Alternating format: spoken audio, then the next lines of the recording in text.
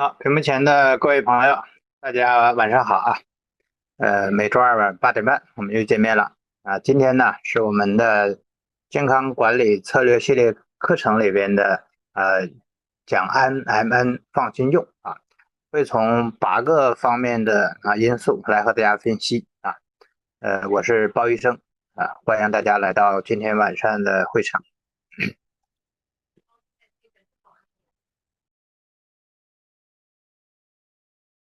好，我们正式开始啊。最近呢，有一些伙伴呢，给我发信息说呀，在线上看到有一些包括小红书啊、视频号啊、抖音呐、甚至知乎啊，这里边呢有一些所谓的博主啊，他们呢对于 AMN 有一些负面的言论啊，他们说有的说是 AMN 这个不安全，有的说这个 AMN 没有相关的临床实验，这个不能用，也有的说呢AMN 已经被这个其他的很多养生素超越了、替代了等等啊，类似的说法非常多啊，所以呢，有的伙伴，尤其是一些新伙伴呢，就会有疑虑啊，说哎呀，这个 AMN 到底能不能用啊？今天呢，我们会从8个方面来给大家讲，大家们可以放心来用哈。首先呢，我们来回答 AMN 到底是安不安全的问题。AMN 它到底安全吗？首先呢，我们知道 AMN 是我们身体里本来就有的物质，在我们人体当中呢，本来就是有这个一定的量的存在的，也广泛存在于食物当中啊，包括牛肉啊、西兰花呀、花生、毛豆等等这样的食物当中也都含有一定量的 AMN，所以它本身对我们身体是没有就是无害的物质。第二呢，AMN 在我们的身体当中主要是通过生成 AAD 加来发挥作用的，而 AAD 加呢更是我们身体不可缺少的辅酶。而且呢，这个 AAD 加呀，它会随着我们年龄的增长，在身体里的含量逐渐的下降。那说明这个时候会导致衰老等很多问题出现。所以我们的身体啊，还是更欢迎这个 NAD 加的。从这个 AMN 它在身体里边生成 NAD 加的这个角度来讲，它也是欢迎 AMN 的啊。我们身体是很喜欢这样的一个营养素的啊。第三呢，AMN 的这个安全的试验呢，这个是非常高的啊。人体的安全剂量呢，临床试验呢是可以达到2000毫克每天。如果是动物试验动物试验再把它这个同等的安全量转换到人体的话呢，每天的用量可以达到6000到10000毫克以上都没有问题。也就是说，如果是从动物实验的角度我们这个正常这个标准版的胶囊一天吃上一瓶也不会有啥大问题。那当然，人体这个安全剂量呢，它往往比这个动物实验呢要谨慎的，所以目前呢，这个做到的安全剂量呢是2000毫克每天，而我们通常推荐的摄入量呢，一般是不超过1000毫克的。你像我们的均衡方案，一天也就是这个600毫克600毫克左右所以这样的话呢，就是这个稳稳的是在安全剂量以下的。第四一点呢，就是这个 AMN 呢，它是属于水溶性维生素的衍生物是维生素 B3的衍生物，它是水溶的，它在我们身体里边呢是不容易蓄积的。不容易蓄积呢有好处也有不好处。这个好处呢，就是即便说我们量多了一点，随着尿就排走了一般不会在身体里边存留。那不好处是什么呢？不好处呢，就是我们需要这个定时来补充比如每天都需要补充，因为它没有办法在身体里储存不能说我多吃一点存在身体里，然后留着这个平时用像脂肪一样，它不行它存储不了所以这个是水溶性维生素带来的所以这每天补充在一定安全剂量是 OK 的再有呢就是认证我们知道，拿阿金航公司的 IMN 来举例子哈，这个我们的 IMN 是有来自于全球的权威认证，这里边呢关于安全性的认证有很多，你像 CGMP 认证啊，这个MSDS 认证啊，HACCP 认证啊，美国消费者实验室认证啊，呃等等哈，这一系列的认证都是跟安全性是息息相关的。有了这些安全性的认证来做保障的话呢，这 AMN 它的安全性是没有问题的。所以安全是最重要的哈。说这个产品它安全性能保证的话，其实后面呢很多的问题就可以解决了第二问说这个 AMN 呢现在没有临床研究可不能用这个都是小白鼠就是都是拿老鼠做的实验，人现在没做实验不能用这个呢，首先呢，如果它是药物的话，是需要做临床试验的。但是呢，因为它本身是属于膳食补充剂范畴，在美国医生药用指南 PDR 当中明确的给它的分类就是膳食补充剂，而膳食补充剂本身它就不需要所谓的临床研究不需要做临床试验的。那为什么 AMN 会这个引发临床关注呢？就是因为呢它的作用太好它的作用这么多然后呢有很多甚至于呢可以达到或者接近这个临床药物的这样的一些作用所以呢它引起了临床的广泛关注，甚至呢这个美国的有一些资本甚至想把 AMN 这个作为药品作为药品的话，那就需要临床研究了当然这个阴谋没有得逞这个 AMN 现在呢在美国也已经是明确的这个膳食补充剂的身份了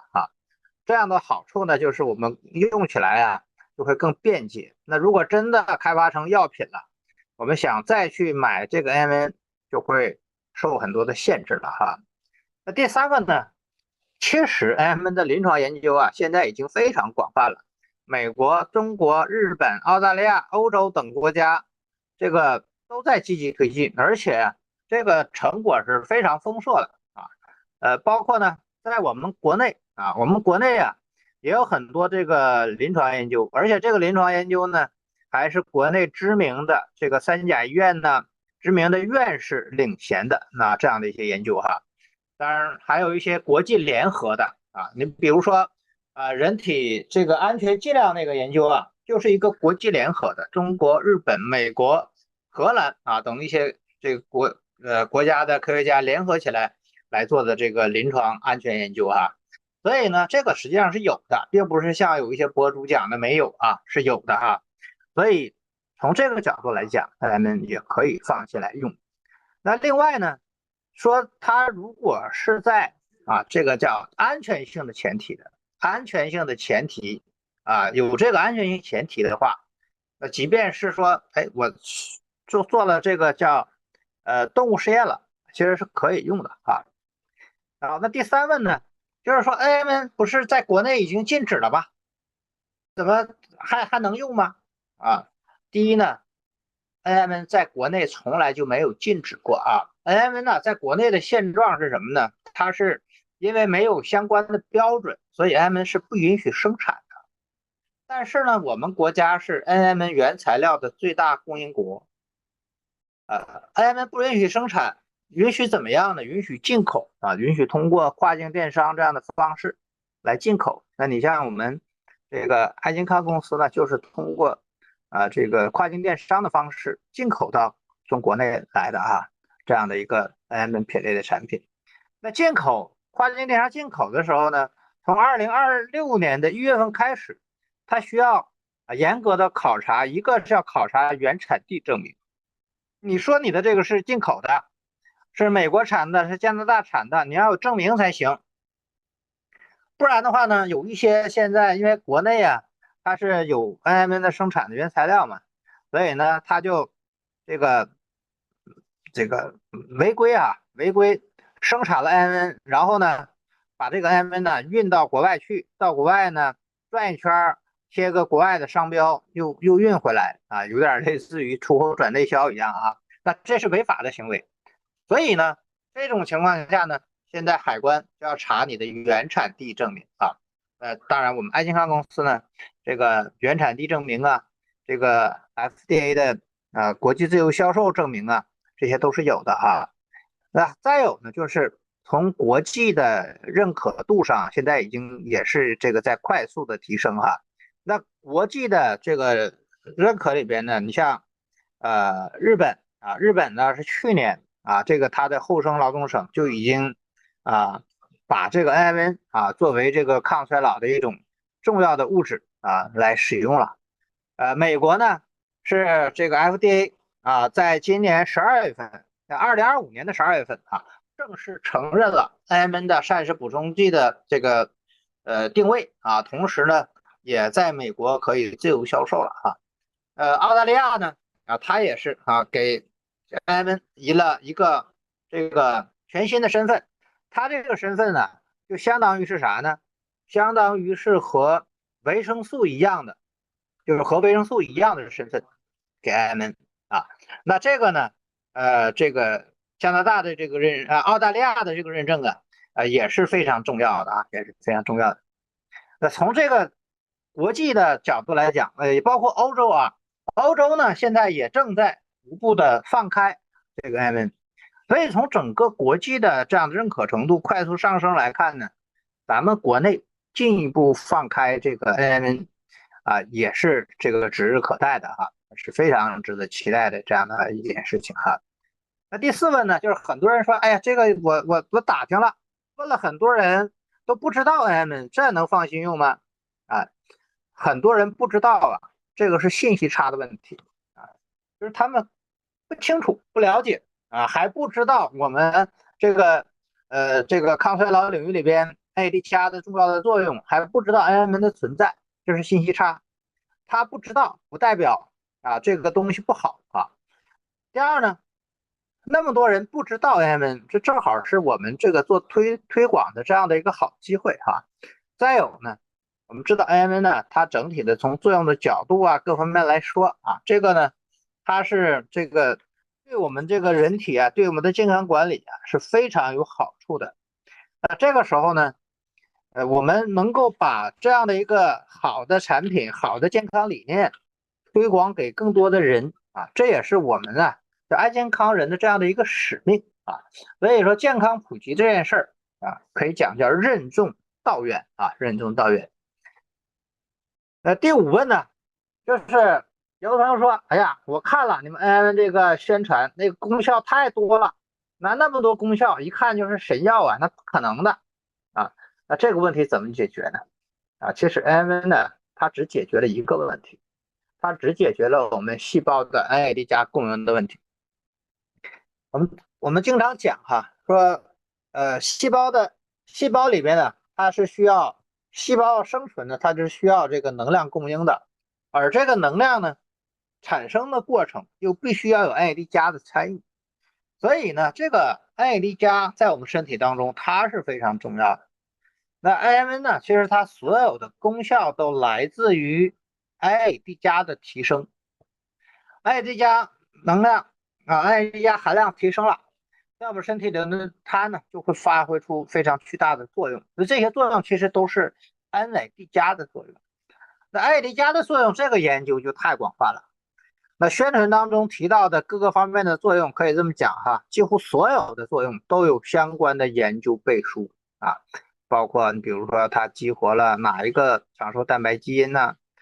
它是怎么样提高能量代谢效率的？它怎么样来调控我们的身体各个方面的，都有相关的研究哈，这个是非常充分的。所以呢，它的这个功效别看它多其实都能找到根儿，都能找到最终的依据啊。通常呢，我们用3句话啊。第一句话呢，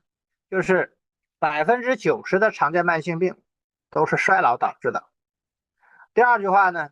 说 NAD 加含量的不足 ，NAD 加含量的下降是导致衰老非常重要的原因。第三句话呢，就是 NMN 是目前有效提升 NAD 加的唯一有效的物质啊，它能够有效提升 AD 加啊，所以这3句话确实就把它这个功效这么多啊，基本上也都涵盖了，就是它解决的是衰老的问题，而不是直接去解决什么这个我们的所谓的这些临床症状的问题啊，所以它这个功效，别看它宣传的多，都是这个有根儿的、有据的啊，这个呢，这完全啊可以放心啊。第6问啊，说啊这个 AMN 那么贵，太贵了，用不起呀、谁用得起那么贵啊？首先 AMN 的价格呀确实不便宜，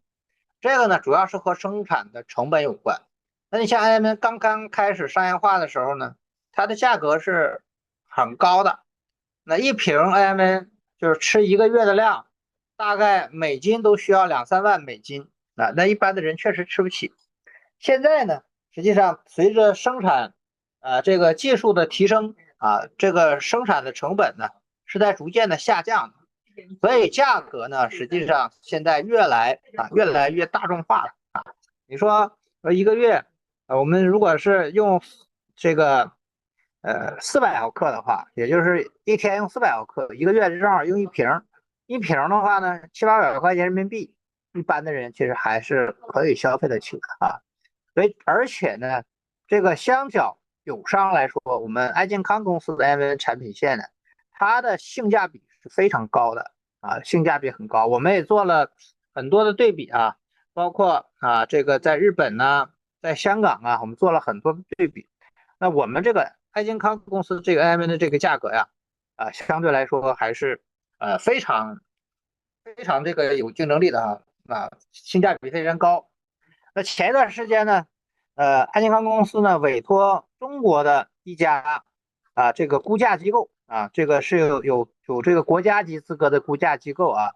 这个估价机构呢，它对我们9000毫克装的，就是一粒150毫克的那个老包装的 AMN 进行了一个估价。那这个估价估出来的价格呢，说这个9000毫克装的，它的价格呢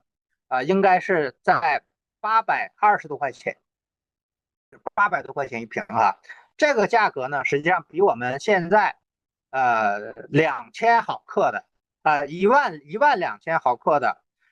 这个标准版的胶囊，在香港保税商的价格其实还要高啊，这估价还要高哈。所以就是我们这个还是非常值这个钱的。那如果说按照同比计算的话，我们这个从9000升格到12000的话，那这个估价估计要超过估价呀，一定是会超过1000块钱人民币的，超过1000。但我们现在呢，实际上只有800多一点。如果是在总部这个买全年复购的话呢，折合下来一瓶才100美金，就700块钱人民币啊。所以整个这个性价比是非常高的。当然还有呢，这700块钱也有的人会觉得贵。同样的道理啊，这个什么产品、什么商品，一定是有人嫌贵啊，有人说便宜啊，这个不同的人不一样的，所以贵不贵，关键还是要看我们的身体值不值这个钱。如果说我们的身体、我们的健康值这个钱，你不要说700块钱人民币，啊，可能7000，他也会花。那如果说他觉得，哎呀，我这个身体不值这个钱，你这个价格再低啊，那他也不一定来用啊。所以这个贵不贵是相对的，而且我们这个爱健康公司的 IM 产品性价比是非常高的哈。第7个呀，就是说，哎呀，现在 IM 市场太乱了，不敢用啊。这个打开网站啥样的都有啊，乱码七糟的。确实啊，IM 品类的产品层出不穷啊，黑包白包都有啊，鱼龙混杂。那这个呢，其实不能成为不敢用的这样的一个理由哈。这个时候知道怎么选择是非常重要的。我们在这个呃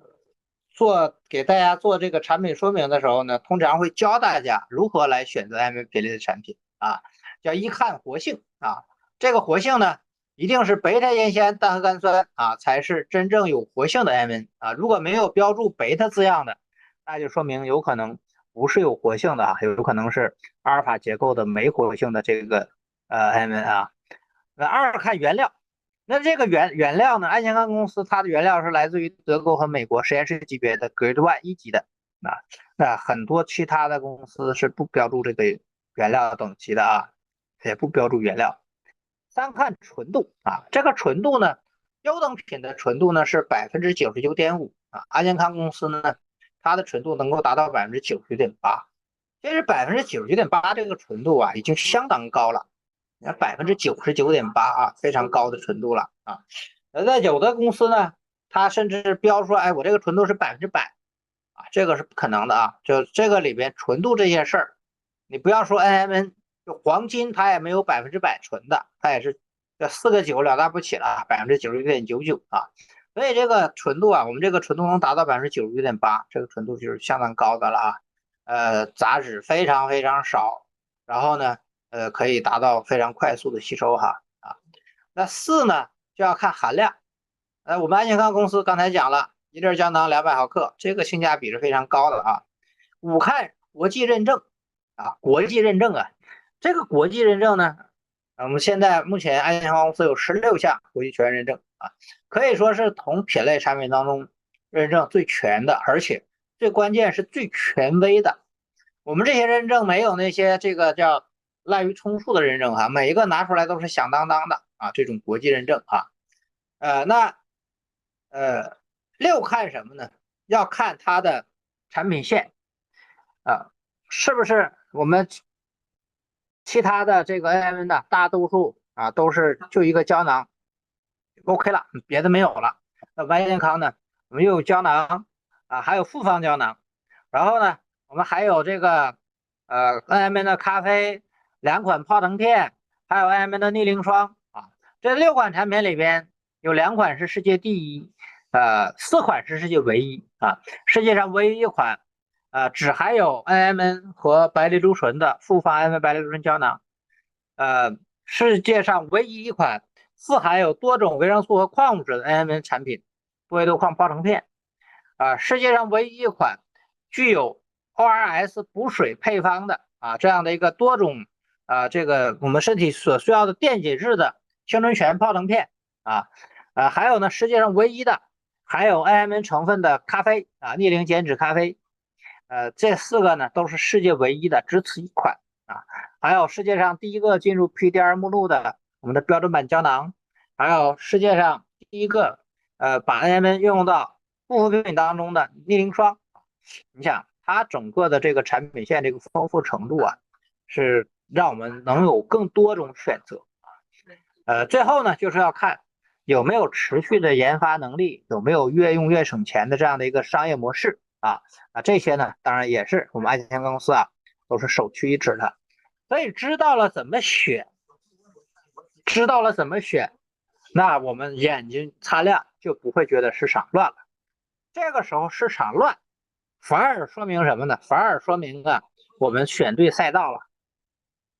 包括最近呢，安健康公司又发布了一个声明，在这个拼多多呀、淘宝京东等很多平台上都看到了有安健康公司的 NMN 品类的产品在销售。那这个呢，明确安健康公司只有这个跨境电商的直邮的渠道和香港保税仓的渠道，没有任何其他的渠道，也没有在这些平台上这个授权售卖安健康公司的这些产品。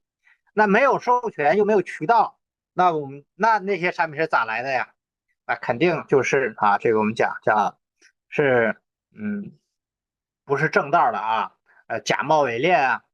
那你说我们吃到肚子里的产品，当然要吃正宗的你吃个假的，那你不得不偿失嘛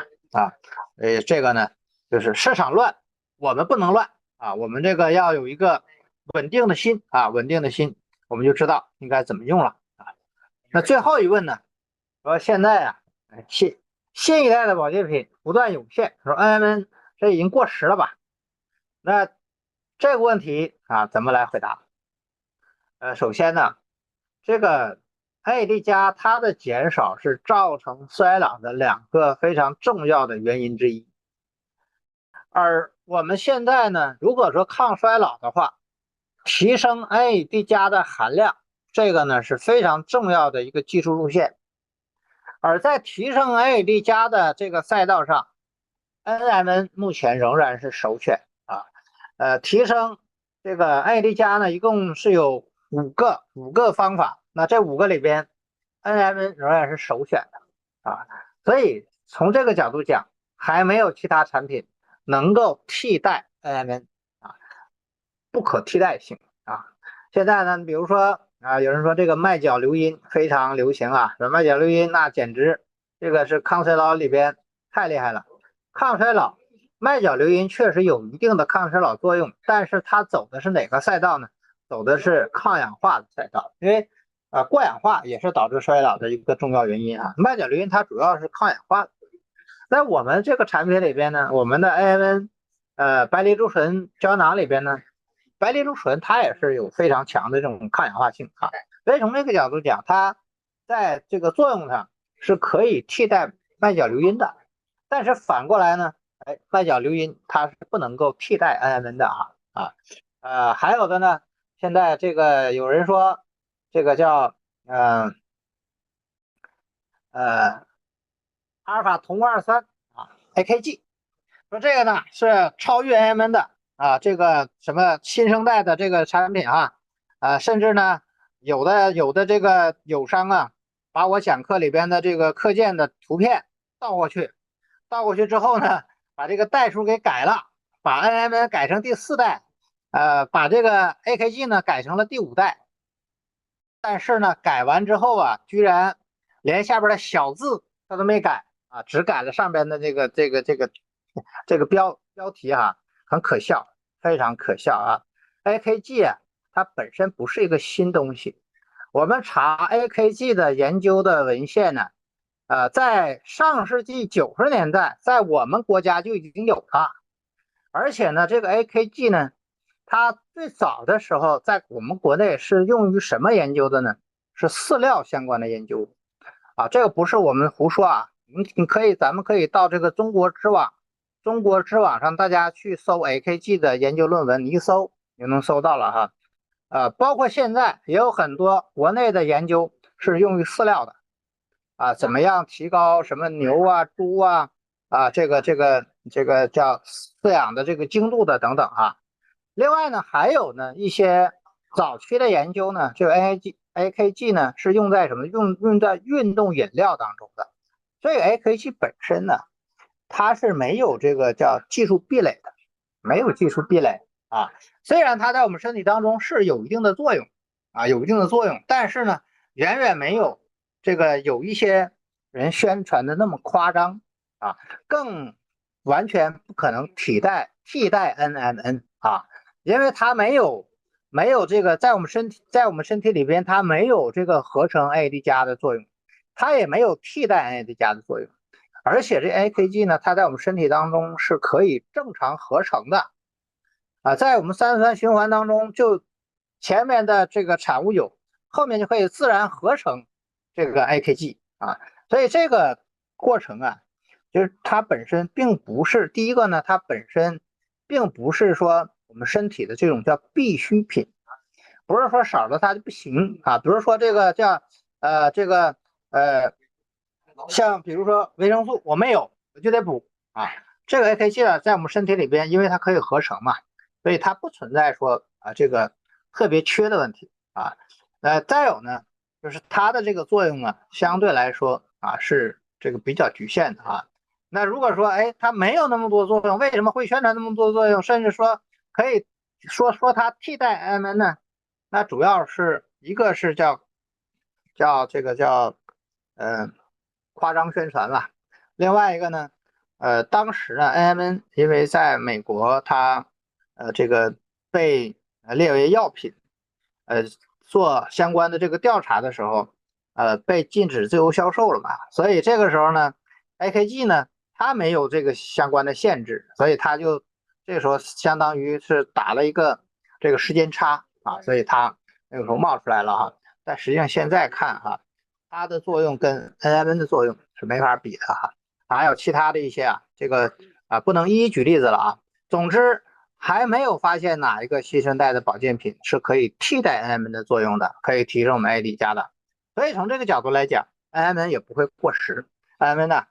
仍然是可以这个非常放心来使用的哈。好，那今天呢关于这个NMN 到底怎么样来放心来用咱们呢就分享到这儿。接下来呢我会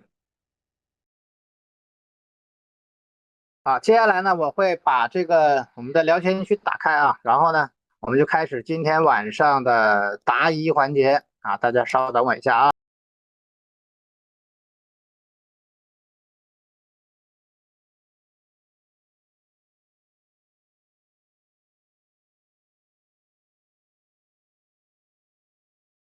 大家提问的时候尽量按照这个提问的模板来因为呢，我们在这个了解一个人情况的时候呢，性别和年龄是一定要知道的。然后他现在呢，身体的主要的状况是什么？有什么症状？这一点也非常重要不是说，哎呀，我拿了一个化验单这化验单上有1-2个指标是异常的，那我们就来说怎么来用吧，怎么样吧？那是不行的那个也不准确。另外呢，有这个体检报告的话呢，我们把报告的情况要把它提炼出来，有哪些异常，把它写出来不然的话呢，如果是大家发了一个报告给我，那一个是那个看呢会浪费特别多的时间你看不完所以呢不给大家看报告报告里边的异常直接怎么用文字写出来，然后如果用了产品的话，用了多长时间，怎么用的，用了多大量，用的什么方案也要写上，然后最后呢来附上我们要咨询的问题是按照这个来那我们现在呢就打开这个聊天区然后呢大家就可以开始提问了。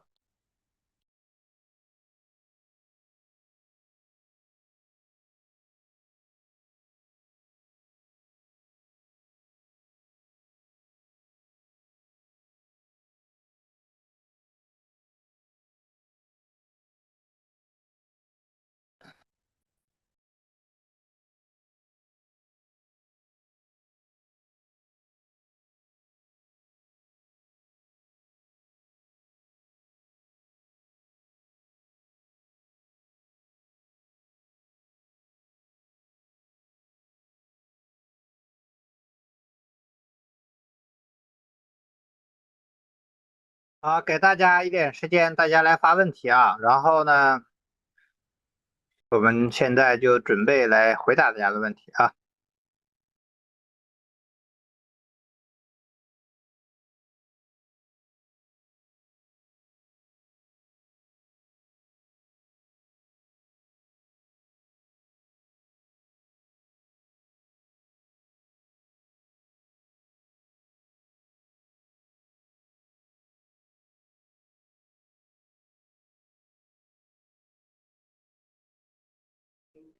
好，我们来看第一个问题是这个张悦朋友提出来的问题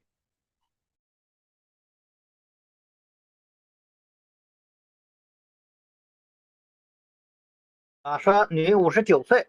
她的健康状况呢，一个是已经绝经了，她现在呢有子宫肌瘤5厘米，鸡蛋大小，医院呢建议是手术本人想通过药物来缓解，不想手术日常呢偶尔低压会偏高一些，靠药物维持然后呢晚上睡眠不好，要吃安眠药然后呢其他的问题都没有，暂时还没有用产品如果吃安眠调理需要怎么搭配？第一呢，子宫肌瘤如果说已经绝经了，然后呢5厘米左右大小的，又很稳定，没有什么症状的话是可以观察的可以观察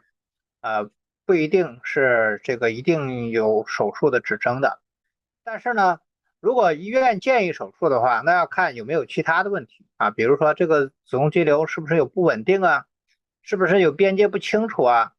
等等这些问题，这个是要考虑的不绝对所以这块呢，我建议呢最好还是这个叫详细的来咨询一下医生是可手术不可手术，就是可做可不做，还是说这个必须做这个是两个是不一样的啊。如果是可做可不做的话，那我建议呢是可以观察。但如果说现在有一些其他的状况，比如说这个虽然绝经了，但是呢子宫肌瘤长得很快，包括边界不清等等这些问题的话，那可能这个该做就做掉哈，也不是说就不行啊，也是可以的啊。然后呢，如果是用爱健康的产品的话呢，这个我建议呢是可以用个均衡加强方案就可以了啊，包括对血压呀、对睡眠呢均衡加强方案啊，基本上就够用了哈。那这个里边涉及到均衡加强方案用什么，是用这个复方用单方的问题啊。如果是已经绝经的话呢，那我建议用复方的，复方的白藜芦醇胶囊啊。然后呢，用一段时间。当然，这个子宫肌瘤仍然是需要定期复查的哈，定期复查。如果说仍然在长，那这个呢，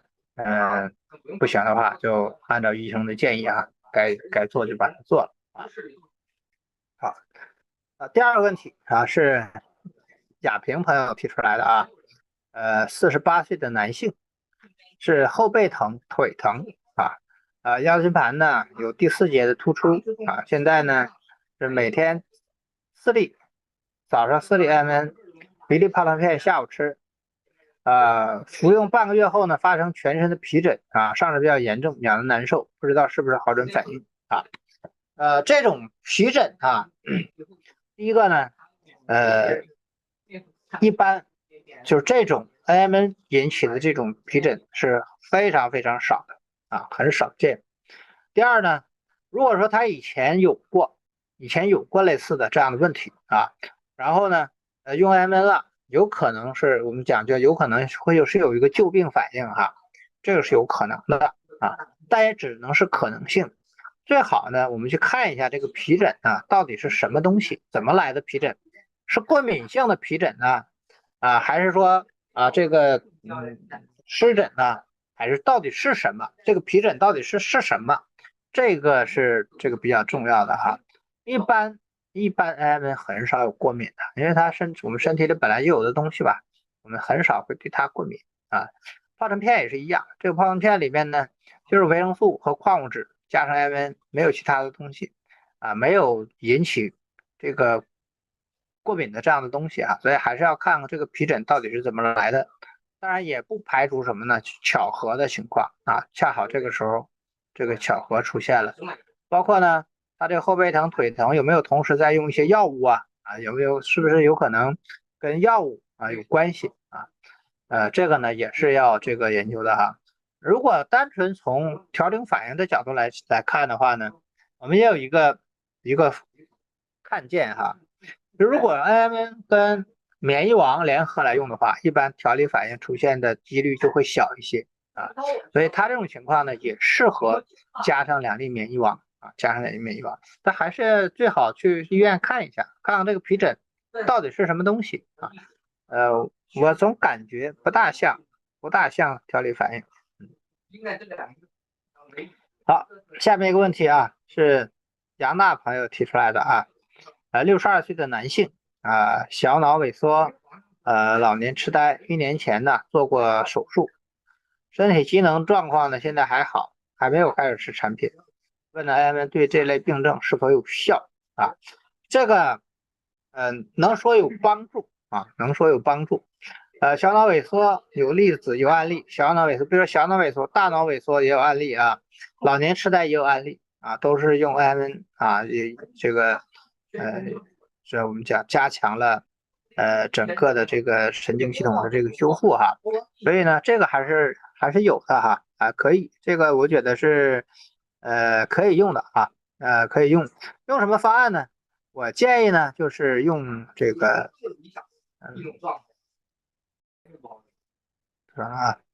我建议呢用 NMN 白藜芦醇胶囊这个 NMN 白藜芦醇胶囊呢用多大的量呢？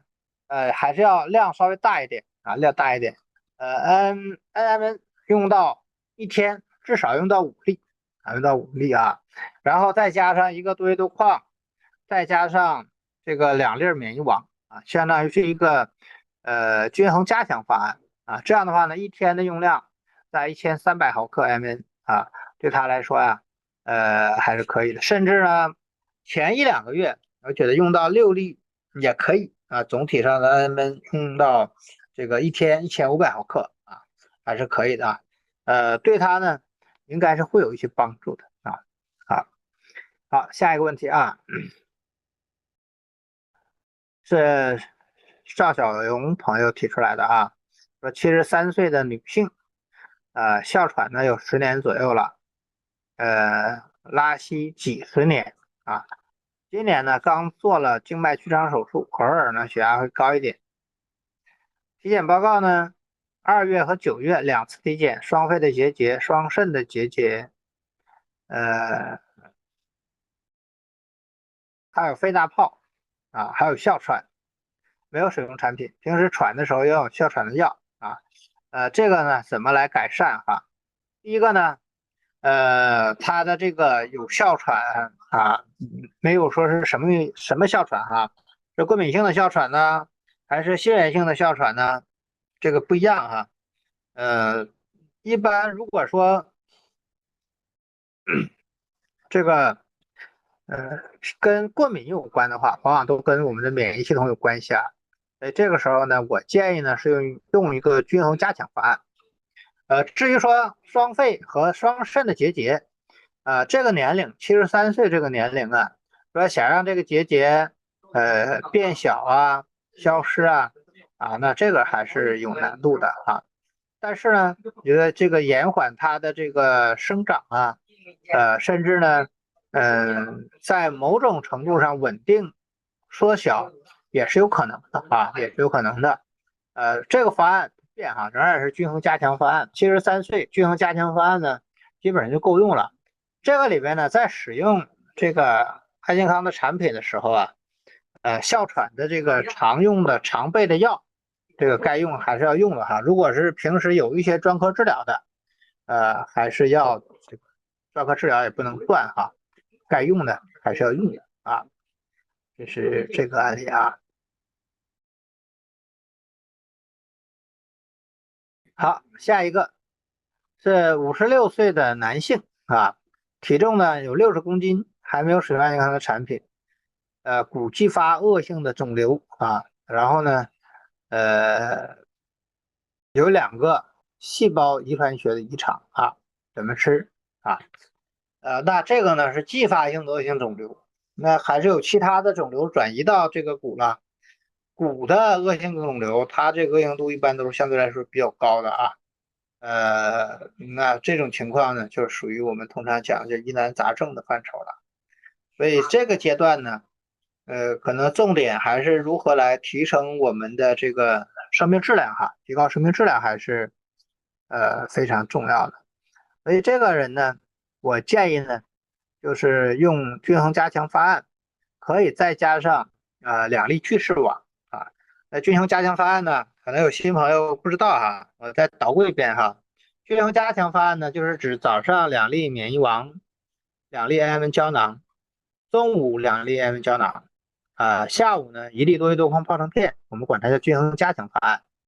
如果是均衡方案的话呢，就是早上那个氨酰减掉啊，就变成早上2粒免疫王，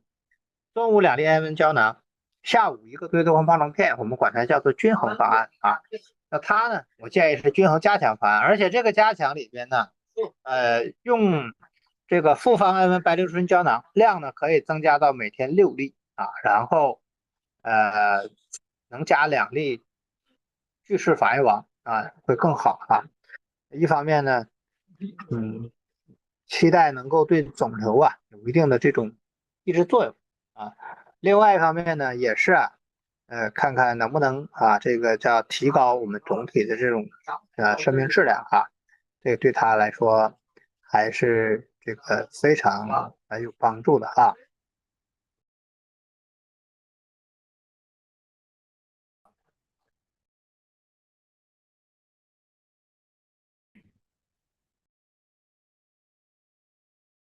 好，下一个问题啊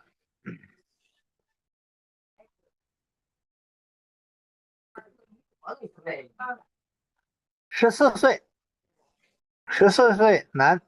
这个有鼻炎、鼻窦炎过敏性鼻炎鼻子的问题比较多啊。现在呢，使用产品2周，每天2粒清肺王和2粒免疫王和1粒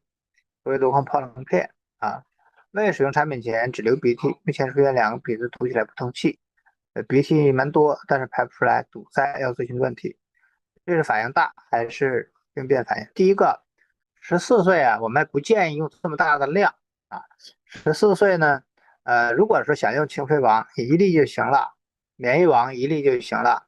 NMN 呢，想用的话，这个也建议多维多矿和青春醛疱棱片交替来用啊。这个多维多矿疱棱片呢，它里边所含有的维生素矿物质啊，对于14岁的这个男孩来说，还是有点多啊，这个量还是有点多。再有呢，这个鼻窦炎呢是需要专科治疗的，处理一下啊，鼻窦啊，比如说可能有的需要冲洗啊，有的需要理疗啊，这个专科治疗是非常重要的。正好呢，现在也是这个放寒假了嘛，放寒假了，这个时候啊，去好好的去做一下专科治疗。至于说过敏性的鼻炎这部分呢，那这个呢可以用1粒清肺王，1粒免疫王，然后呢，这2个疱棱片交替来用用一段时间倒是可以的量还是有点多另外，鼻窦炎一定去专科治疗这个不要在家挺着也不要考虑说，哎呀，我能不能用这个养生素把这个鼻窦炎就调理好，这个是很难的这是因为鼻窦炎呢，往往就是鼻窦里边还是有一些感染什么这些存在的而且呢，这个一般我们讲吃药靠口服到这个鼻窦这个部分，也不容易很多的时候这个专科治疗还是要做鼻窦冲洗等等可能会有点遭罪嗯，好，下一个问题，袁舒老师提出来的25岁的女孩有抑郁症、精神分裂症10年了，刚开始是 M2粒，多维多矿1粒，免疫王2粒，能正常生活自理的3个月，但是半夜起来，加上顺畅王、抑菌王半个月后又反复发作，生活不能自理。现在吃 M6粒，免疫王4粒，顺畅王4粒，多维多矿疱棱片2片，抑菌王早晚1包这个方案需不需要调整？怎么是更好首先呢，这个精神分裂症在精神类疾病当中，它是顶天了，就是最厉害的一种这种是基本上是要终身服药的，而且它本身就是会反复发作的呃，年轻确实精神分裂症也是年轻人居多，年轻人得的多不得的里边年轻人是占多数年轻人容易得。那这个呢，现在的这个方案呢，我觉得呢就不能从叫治精神分裂的角度来思考要从什么呢？从这个年龄段这个身体调养的角度来思考这个量我觉得还是有点多了有点多了NM 呢，这个2到3粒应该就够用了。原来的那个均衡方案，我觉得就可以均衡方案就可以。如果说这个排便这个有问题，顺畅王呢1天2粒就够了，不需要4粒不需要4粒。免疫王也是1天2粒就可以了，不需要4粒。多维多矿疱棱片1天1片自制量都太多了1天1片就够了。你搞那么多那个里边的矿物质就摄入太多了，有可能会对身体造成负担的抑菌王早晚1包，这个是可以的所以总体这个方案呢，我觉得还是要减量减量不要梦想说，哎呀，我能不能用 M 就把这个精神分裂症调理好了这个几乎不存在这种可能性，几乎不存在所以呢，从这个角度，我们用 M 是调整它这个基础生命状态的，从这个角度来用吧当然有可能说，哎，用了之后呢，这个它复发的频率降低这个呢，到有这个可能性有这个可能性好，下一个问题62岁的男性啊，这个已经这个回答过了啊，回答过了。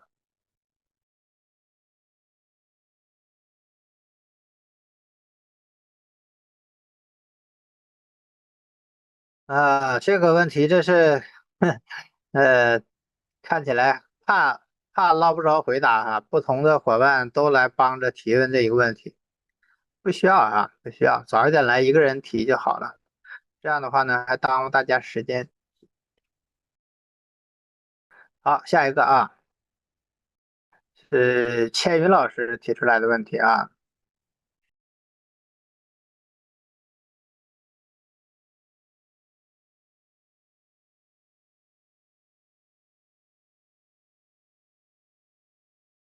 好，我们来看这个问题，哪去了？这儿52岁的女性，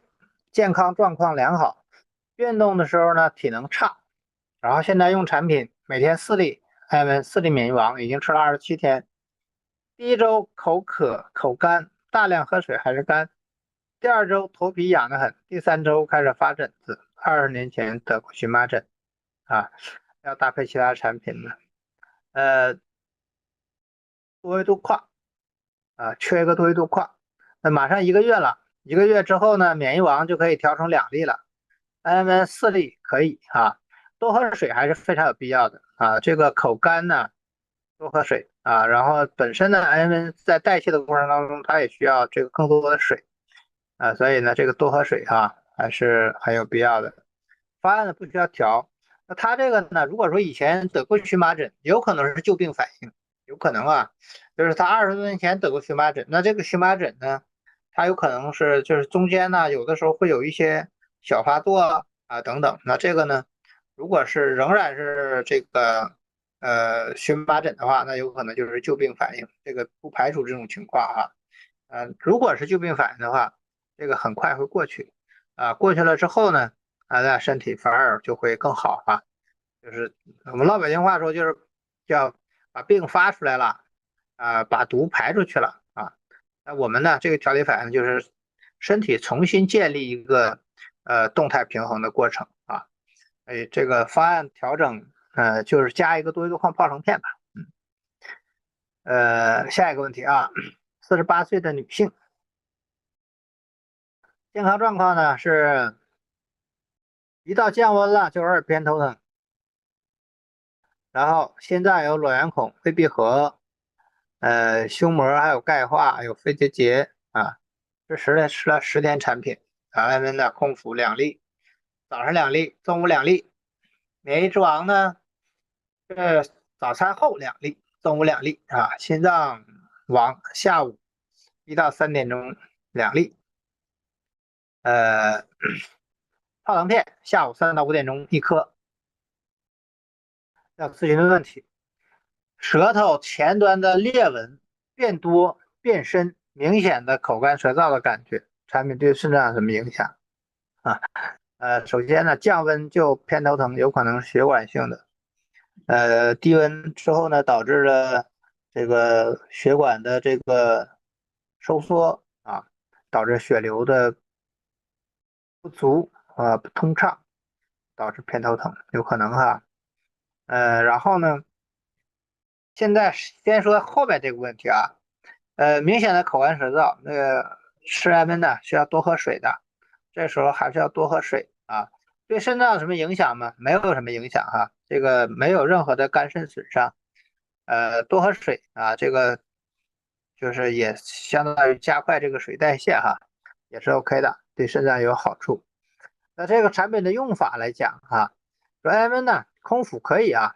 也有的朋友问，说艾温到底是餐前吃、餐后吃？说餐前、餐后半小时都可以啊，空腹吃也可以啊。其实没有太多的要求，就是不要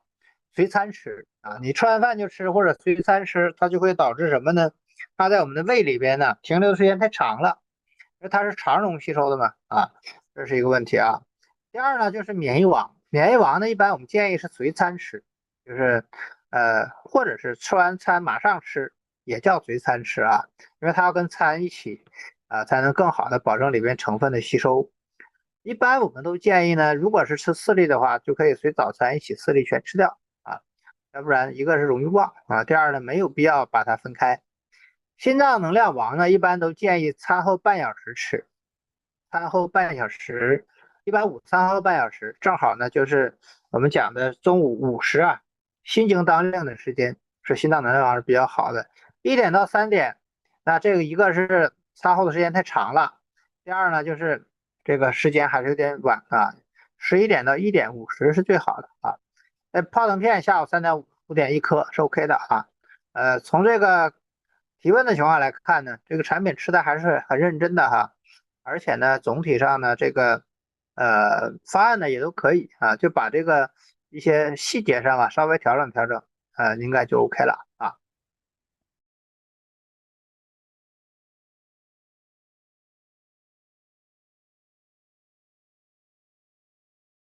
下一个问题啊，子怡老师的问题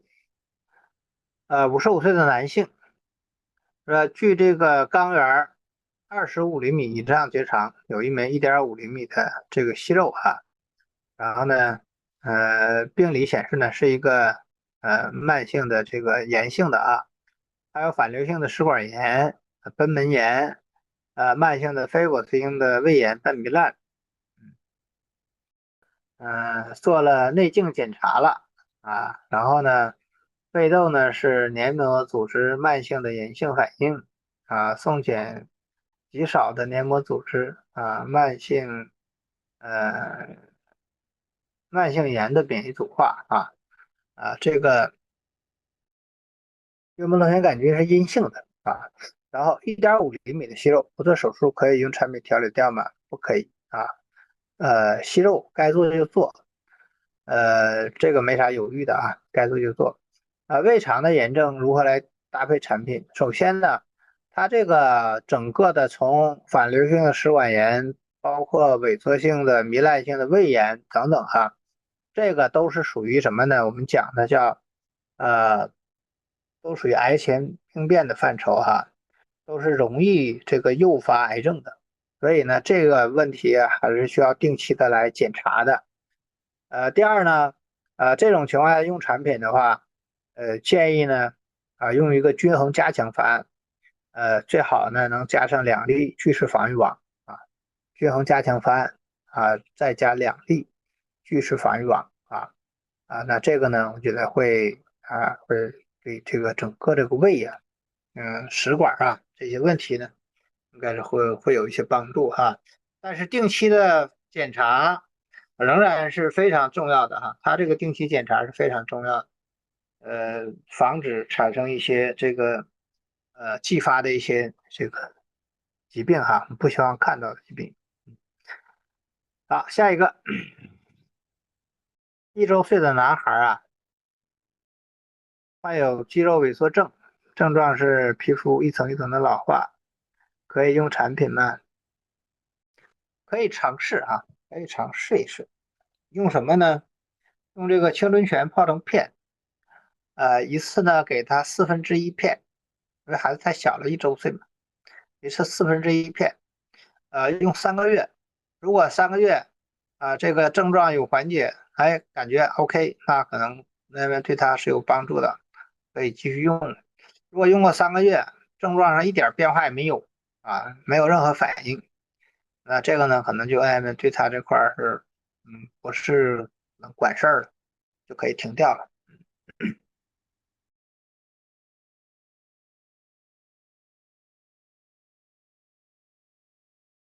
好，下一个这个丁女士丁女士60岁，47公斤，瘦随着年龄增长呢，身体的免疫力下降的厉害。之前检查结果是湿疹、风疹、皮肤感染，最近几天还有银屑病，然后刚出院，住院治疗说没什么效果，扎过针灸、艾灸、通药，打过消炎针用了各种方法都没有好转。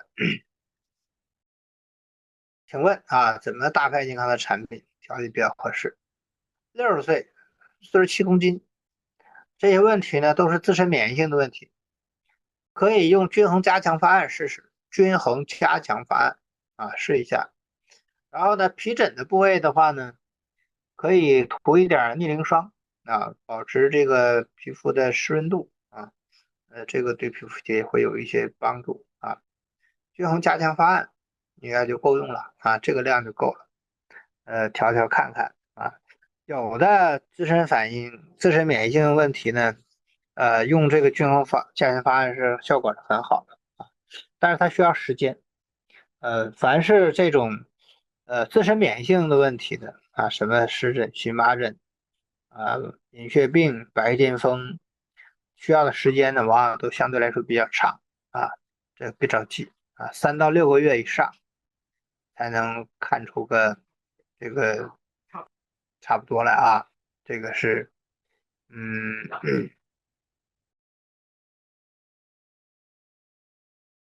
60岁的啊。好，下一个啊，62岁的，哎，又提了一遍啊，62岁的男性相当萎缩了，不需要这样反复提啊。嗯，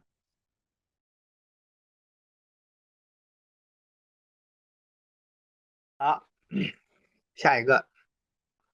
40岁的女性啊，然后呢有卵巢癌，体检报告呢是化疗了3次，准备开始用产品，现在这是蛋白粉，怎么搭配爱健康的产品啊？蛋白粉啊，如果是身体里边蛋白低，该吃要吃啊。然后呢，产品的话呢，我建议用均衡加强方案加上2粒巨噬防御网，均衡加强方案加2粒巨噬防御网啊。卵巢癌只化疗了，应该是没做手术啊，只化疗了，不知道化疗的情况怎么样啊？那我们爱健康的产品呢，对于这个化疗的副作用啊，还是这个有一定的这个控制作用的啊，包括呢，对癌症啊也有一定的这个控制作用啊，这个方案应该是 OK 的啊，它可以用。嗯，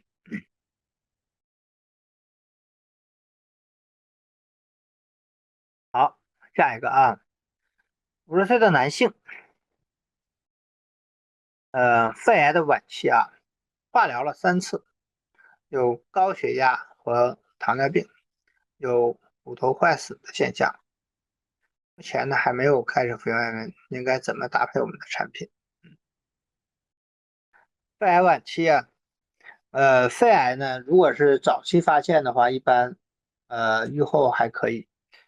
到晚期啊，一般真的是比较难啊。如果是靶向药能够找到合适的靶向药，没有抗药之前，也都还可以，还有机会啊。那现在呢，化疗3次之后，不知道这个整体肺癌的情况怎么样啊？有高血压和糖尿病，所以这个阶段，我们重点还是关注整体的这个基础生命质量吧。这个阶段对他来说是最重要的，提高这个基础生命质量，嗯，可能这个活的时间还会更长一些啊。那怎么提高基础生命质量？用什么方案呢？就是建议用均衡加强方案吧，加上2粒去湿防御网。50岁啊，不知道体重情况怎么样哈？均衡加强方案，如果说这个体重正常，或者说体重相对比较大的话，IM 呢可以再加，可以加到6粒，然后呢，呃，要加2粒去湿防御网哈。好，下一个啊，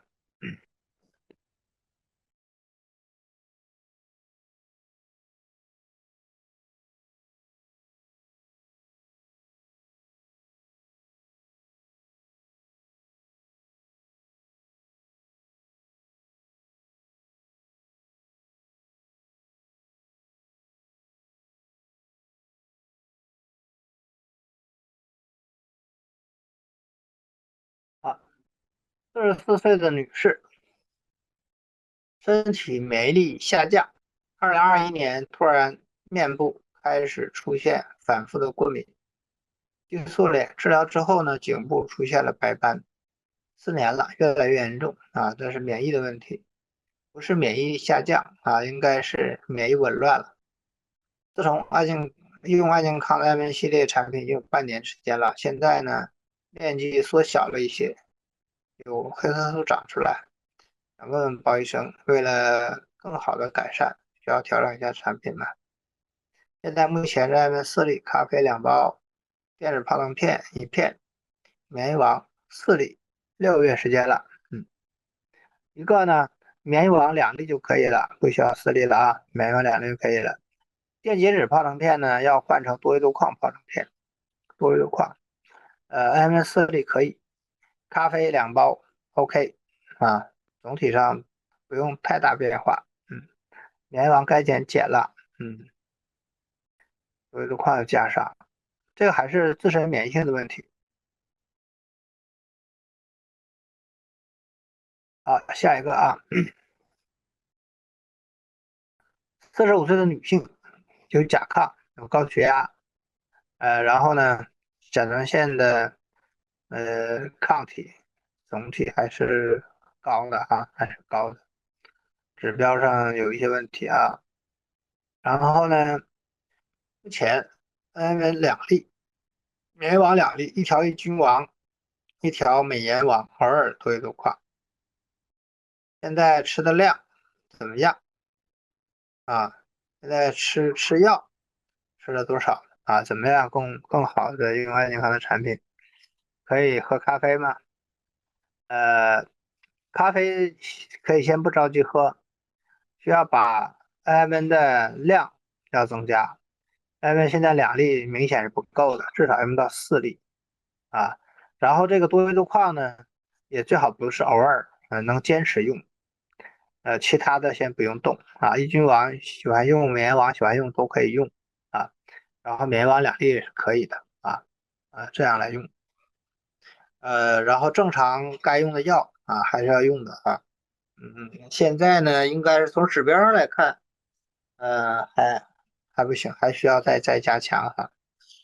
甲亢啊，这个用咖啡的话呢，我暂时不建议啊，暂时不建议，等到指标啊，好的差不多，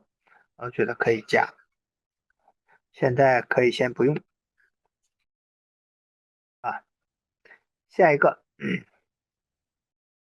，63岁的女性，糖尿病、高血压，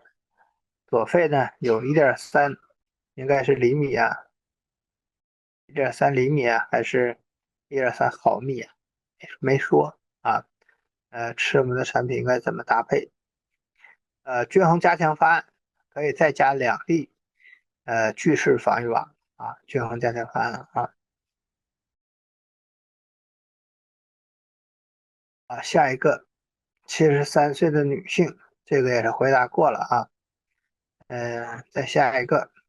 50岁的女性，2024年乳腺癌患者，25次放疗，打了相关的针，2型糖尿病，服用了生命说的快肽，没听说过啊。然后2025年12月份打了针 NND 加，是 NAD 加吧。然后呢，甲状腺结节有 4A4B，还没有安全的产品，睡眠不好啊。从这个情况来看呢，第一个还是有这个保养意识的啊，能去打这个 NAD 加的针，还是有保养意识的。嗯，爱健康的产品怎么用呢？我建议是用均衡加强方案加2粒巨噬防御网，均衡加强方案加2粒巨噬防御网。做了25次放疗啊，这个还是会对身体产生一定的这种损伤的啊。所以呢，用艾门来加快身体细胞的修复，还是很有必要的，很有必要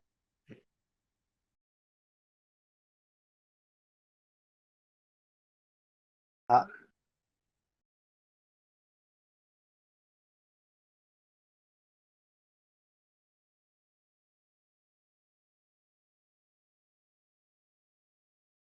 下边这个问题跟上面是一样的啊，是一样的，但是多了一个问题，说这个结节需要立刻手术吗？需不需要手术呢？这个是不取决于我们吃不吃产品是取决于它的适应症。如果是1.3厘米的话，那我觉得是够了手术的指标了啊。那如果是1.3毫米呢，我觉得是可以观察的啊，但关键还得看它的性质，性质怎么样很重要啊。下一个啊，62岁男性，右脚踝呢经常浮肿疼痛，医院检查为右膝关节腔及髌上囊呢大量的积液，伴有滑膜的增生，膝关节皮下软组织广泛的水肿，还有尿酸高。腿的问题比较多啊。嗯、没有使用产品，怎么来搭配更佳？62岁这个年龄段对于男性来讲啊，是一个讲的也是一个叫呃危险期啊。这个年龄段是容易开始身体出现一些问题的年龄段。那这个时候搭配产品呢，一个呢，建议用均衡加强方案，均衡加强方案。这里边呢，呃，脚踝的问题、膝关节的问题啊，有积液有什么的，这些呢，该做专科治疗还是要做的啊，是做理疗啊，还是做这个康复啊，该做要做的。尿酸高啊，如果是持续的尿酸高，这个年龄段了，该用药要用药，早期要先用药，用上这个费布斯他，把尿酸降下去。然后呢，以免呢尿酸高对身体产生其他的这个不好的影响该用药用药。然后呢，用这个安稳一段时间之后，如果说这个尿酸很稳定了，再考虑呢这个菲布斯它减量比如说原来吃一片，我们可以减到吃半片。呃，如果说还很稳定，也可以尝试停一段时间看看，如果停了就涨上来该吃还是继续吃啊。这个呢不要迷信说我用了 M N 是不是就可以把尿酸调得很好？有的可以，有的不行，有的一过性的调得很好，有的能坚持很长时间，不一样，不同的体质呢还是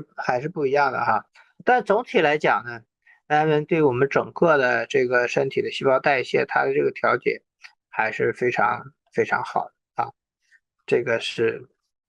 62岁的男性啊。下一个问题14岁的女孩被查出生殖细胞肿瘤，化疗、放疗都做了，然后呢，肿瘤是没有了，但是视力受损。化验结果显示呢，肝肾功能都很差，血尿酸值560了，电解质紊乱，钠高，氯高，身体发育停止。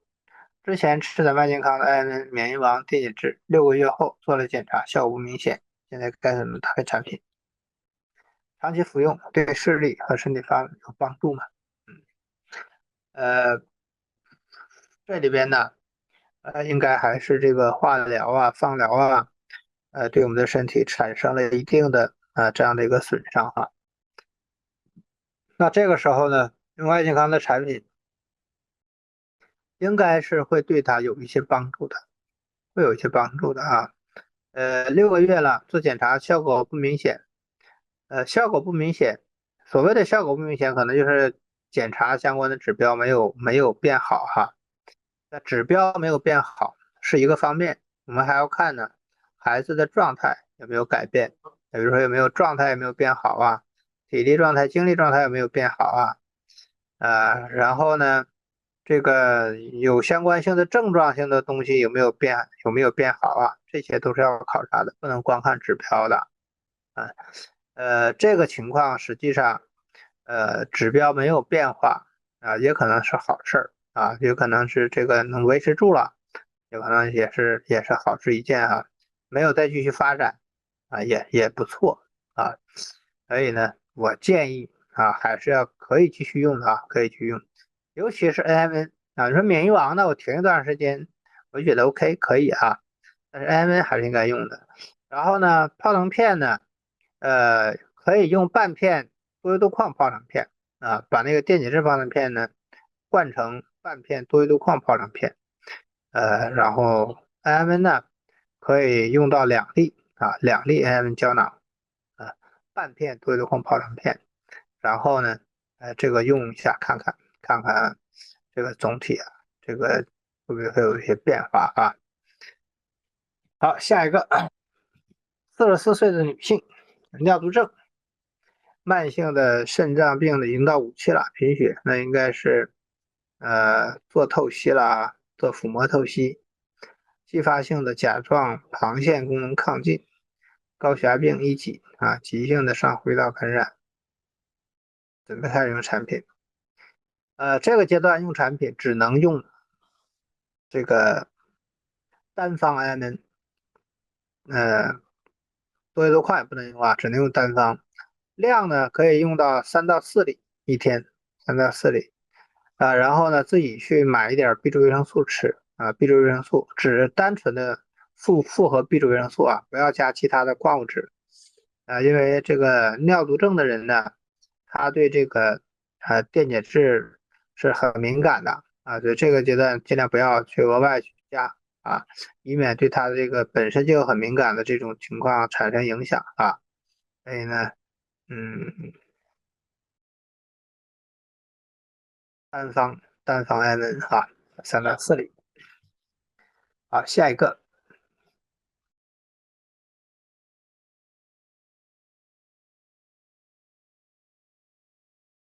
53岁的女性啊，健康，10月11日每天2粒免疫王，2粒 AMN，10天后肝区疼痛、尿黄。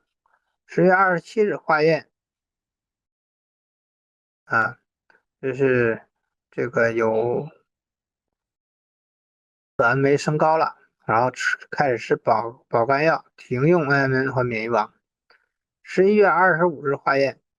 啊，指标下来了哈，保肝药还是起作用了。从12月1号开始吃 AMN，每天1片，10天后加到每天2片。12月14日复查还 OK，继续 AMN 每天2片。后加服多维多矿，每天1片，10天后感觉肝区不舒服，约19号复查。期间保肝药一直来服用，核磁各种肝炎病毒检测都没有问题。请问 AMN 会导致早氨酶升高吗？现在该怎么办？还能继续服用吗？第一个，AMN 不会导致转氨酶升高啊，这个呢还是要查查其他的原因，到底是什么原因导致的这个肝损伤的出现啊？因为艾温呢，这个它的安全性的从动物实验到人体的临床实验都没有发现有任何的这个肝源损伤，而且它这个量呢，最大的量也就是2粒艾温1个多维度矿，相当于是700毫克啊，也远远的都在安全的这个剂量的范围内，所以一定要找原因呢，不是艾温导致的肝损伤，那是什么导致的肝损伤呢？这个是要思考的。要找出来到底是什么导致的啊？这个期间到底有没有其他的问题导致这种肝损伤的出现啊？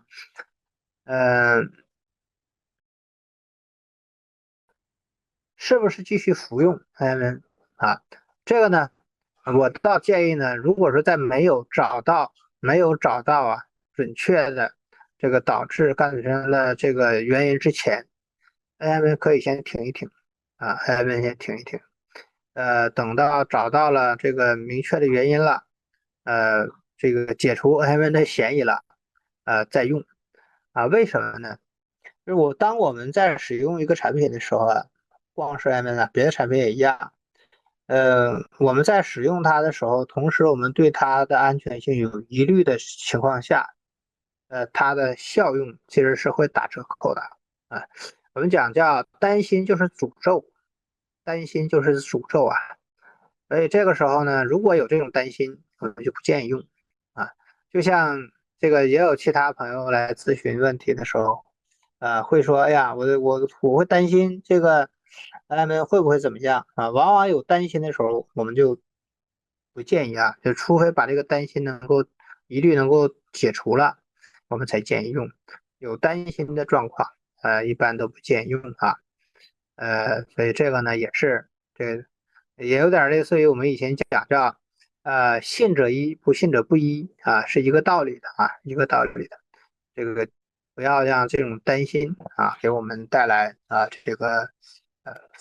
负面的影响啊。好，下一个46岁的女性啊，有高血压病史、子宫肌瘤和积液啊，还有美尼尔综合症。服用爱健康的产品，每天免疫王2粒，咖啡一袋，泡腾片一片。服用后呢，有咳嗽、呕吐的情况，胃不适、肚子胀、不想吃饭，脚也肿、腿也肿啊，腿上没有劲儿。这个后期怎么来用啊？首先呢，这个咳嗽啊、呕吐啊，有可能，比如说他是对这种泡腾片敏感呐、对咖啡敏感呐、这个调节反应啊，也有可能哈。但是呢，从这个使用的量上来看，不大像，量上来看不大像，包括这个脚肿、腿肿啊，腿上还没有劲儿，这个呢也不大像啊，不大像。看看有没有什么其他的问题影响啊？76岁啊，这年龄也是这个不小了哈。我建议呢，这个年龄段呢，咖啡先停掉，然后呢，就用一个均衡方案啊，然后呢，用均衡方案用一段时间，呃，如果是这个对泡腾片比较敏感，有胀气的泡腾片也可以先停，用一段时间适应了之后，再逐渐来增加泡腾片。呃，另外呢，这个泡腾片呢，在喝的时候，一定是等它充分的泡腾完了，然后我们再喝哈，不能说哎呀泡腾一半了我们就开始喝，这个也是容易产生这样的这个问题的啊。泡腾好了再喝。同时呢，如果出现了这个腿肿了、脚肿了，呃，又没劲儿了，有可能是跟心脏有关系的，我们可以去查一查心脏，心功能有没有啥问题。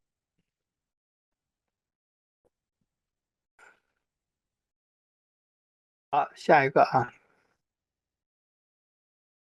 62岁的男性，2023年呢，心脏的这个血管内壁破裂，进行了3次大手术。血压高，血脂高。2025年呢，全面复查身体，手术恢复的非常好。目前呢，每天2粒，已经服用2个月了。吃了头痛头晕，晨勃消失。嗯，该怎么搭配产品才能让客户继续吃下去啊？呃，吃了头痛头晕，这个极个别的调理反应里边有，然后呢，一般持续时间都不长，呃，持续时间都不长，然后大概大概这个时间呢，1周，顶多不超过2周，基本上就全都恢复了啊。如果说2个月的时间一直都还有头痛，那可能就不是 IM 的这个调理反应的问题了。另外呢，他现在这个 IM 每天只吃2粒啊，这2粒呢，这个量来讲，即便有调理反应，也不会很重啊。呃，实际上我建议呢，他这个如果是用的话，最好能用个均衡方案，加上2粒免疫王，再加一个多维多康泡腾片啊。陈博消失，62岁，呢，这个也上边那个我讲的60岁左右，这个是男人的一个分水岭哈，有可能会不用任何产品的情况下，这个年龄段也有可能会消失，就是晨勃会消失啊。但是呢，从我们使用的反馈情况来看的话，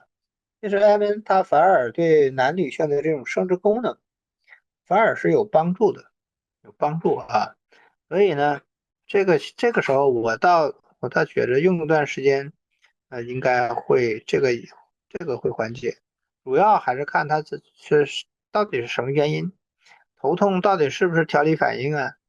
这个还是要找一找原因的啊。产品我建议用均衡方案起步吧，用均衡方案起步，可以再用一段时间看一看哈。嗯，如果头痛啊，是一过性的，呃，也可以考虑呢，用一个中药叫正天丸，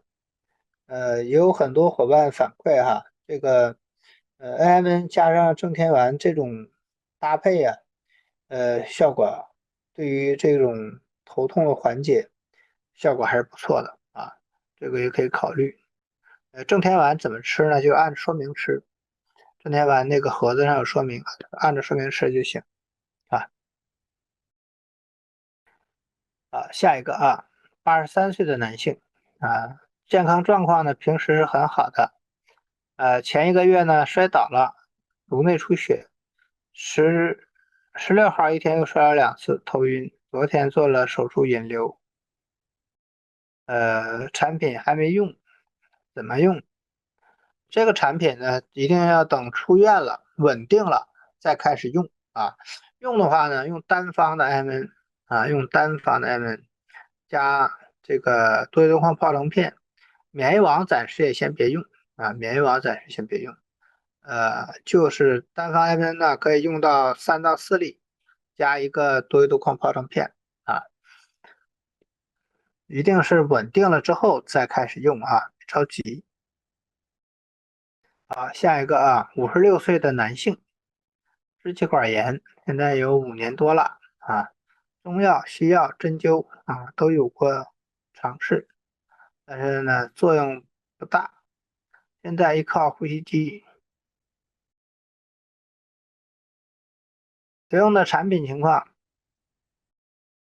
清肺清肺王、清胃王，应该是清肺王啊。咱们现在呢每天一次，各4粒，前期3天各2粒，前期几天左右不确定日期吃了。早晨起来说呼吸没那么喘了，但是近期感觉和往常又一样了啊，请问有调整啊？需不需要调整？那这个呢，呃，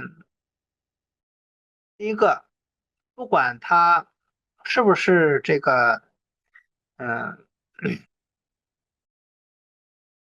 产品用的多长时间，这个里边呢，比如说它这个呼吸机辅助，如果睡眠的时候需要呼吸机辅助的话，该用这个呼吸机还是要用的啊。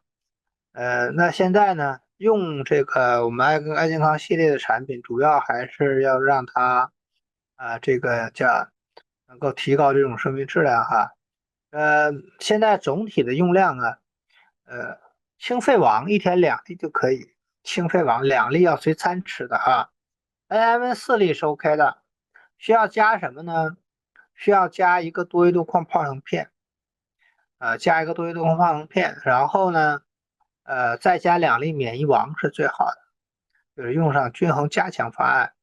再加上2粒清肺王啊，用这个方案呢，对他来讲，这个量基本上是够用的啊，够用的。56岁，多年轻啊，这个时候呢，如果是能有机会，那个调整调整，恢复，还是好事一件的。嗯，好，最后一个啊，男52岁，控红血糖9.6，尿糖3个加号，开始有眼底病变了，还有出血点，胆固醇、甘油三酯都高，三节斑有反流，左室舒张功能减低，请问怎么搭配产品？糖尿病，糖尿病已经开始有这个并发症了，这个时候该用药，该用胰岛素一定要用上啊，不能拖。然后呢，爱健康的产品呢，可以用均衡加强方案，加上2粒心脏能量网，这个心脏还是有问题的啊，用心脏能量王啊来提高一下心脏的能量啊，这个增加我们这个循环哈，促进循环。均衡加强方案加上2粒心脏能量王，降糖药该用要用啊，降糖药该用要用。好，那今天呢，我们所有的这个答疑呢就到这儿了啊。